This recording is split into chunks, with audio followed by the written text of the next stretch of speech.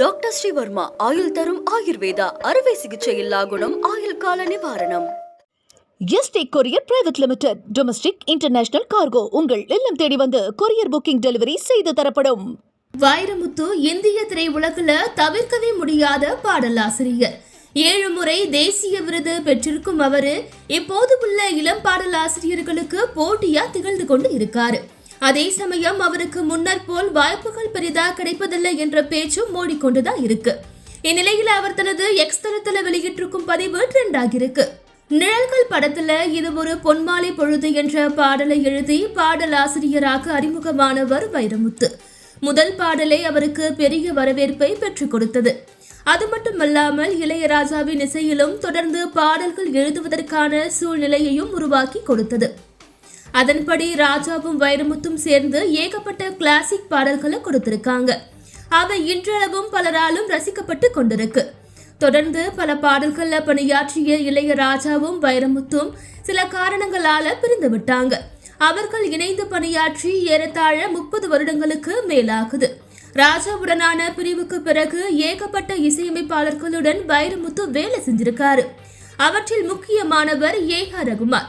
இளையராஜா இசையமைப்புல எப்படி ஏகப்பட்ட ஹிட் பாடல்களை கொடுத்தாரோ அதே போல ரகுமான் இசையிலும் கொடுத்தாரு.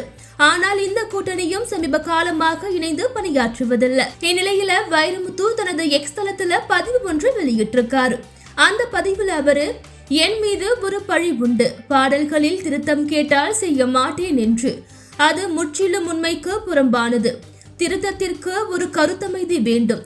இருந்தால் அதற்கு நான் உடனே உடன்படுவேன். மாற்றியும் கொடுப்பேன், கொடுத்திருக்கிறேன்.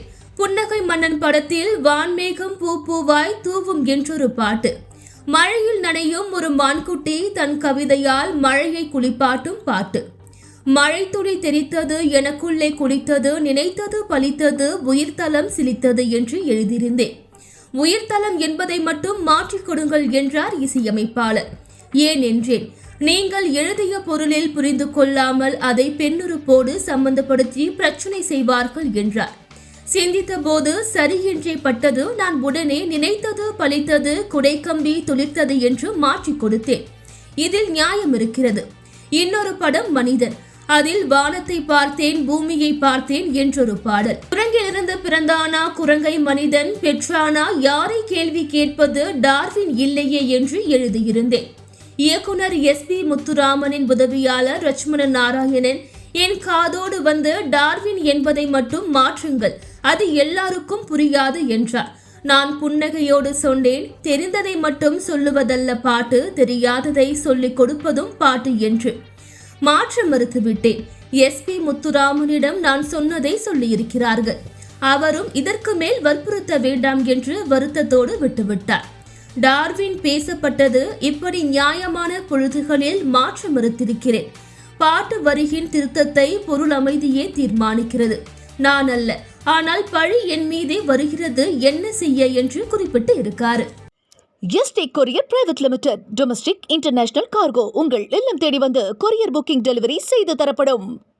டாக்டர் ஸ்ரீவர்மா ஆயுள் தரும் ஆயுர்வேதா அறுவை சிகிச்சை இல்லா குணம் ஆயுள் கால நிவாரணம்.